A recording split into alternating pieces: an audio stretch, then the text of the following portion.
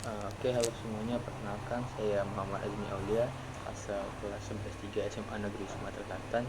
Jadi hari ini saya akan sedikit sharing ataupun membagikan resensi ataupun book sharing mengenai buku yang saya baca selama 1 minggu sebelumnya, yaitu dengan judul The 48 Laws of Power, yang merupakan karya dari Robert Greene. Buku ini sendiri pertama kali diterbitkan pada tahun 1998 dan memiliki kurang lebih 452 halaman. Uh, Kemudian memang buku ini tergolong buku yang kontroversial, tetapi tidak bisa kita pungkiri bahwa banyak pelajaran penting yang dapat kita pelajari dari buku ini. Kemudian alasan mengapa saya memilih buku ini, karena menurut saya buku ini sangat relevan dengan realita dunia yang kita hadapi saat ini, yang mana penuh persaingan, ambisi, dan juga dinamika kekuasaan. Dimana dari buku ini juga dijelaskan dengan sangat mendetail tentang bagaimana untuk menghadapi persaingan, bagaimana memenuhi ambisi, dan juga mengenai dinamika kekuasaan. Oke, kemudian saya akan membahas tentang isi buku dari buku The 48 Laws of Power. Sebagaimana judulnya, buku ini menyajikan 48 hukum mengenai cara meraih, mempertahankan, menggapai kekuasaan.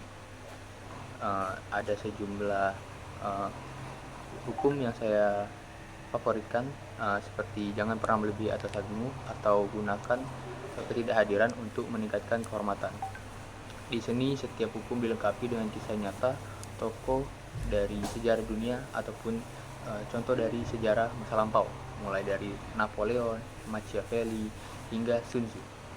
Yang menarik di sini tidak hanya dijelaskan mengenai teoritisnya, tetapi juga pelajaran praktis ataupun bagaimana kita melaksanakannya di dunia nyata.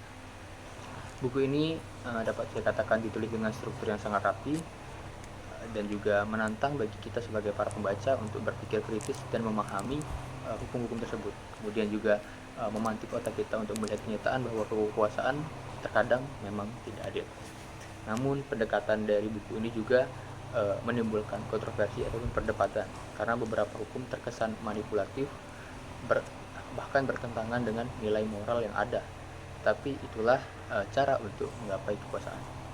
Namun meskipun demikian, saya rasa buku ini tetap saya rekomendasikan untuk dibaca, asalkan kita tetap membacanya dengan sikap kritis dan juga tentunya dengan pendampingan dari orang dewasa ataupun pihak-pihak yang sekiranya telah dewasa secara pikiran. Kemudian sedikit refleksi ataupun kesimpulan dari buku ini. Bagi saya pribadi, membaca buku ini membuat saya sadar bahwa kekuasaan hadir di mana-mana, mulai dari hal kecil di sekolah, organisasi, bahkan di lingkup paling kecil entah itu pertemanan ataupun keluarga. Buku ini tidak mengajarkan kita untuk menjadi licik, menjadi picik ataupun menjadi seseorang yang munafik, tetapi membantu kita memahami cara bertahan di dunia yang penuh strategi ini. Saya merekomendasikan buku ini, tapi lagi harus kita baca dengan secara kritis dan juga memahami isinya lebih mendalam. Mungkin sekian yang dapat saya sampaikan resensi buku kali ini. Semoga dapat menjadi inspirasi bagi kita semua dan menjadi semangat untuk membaca buku selanjutnya.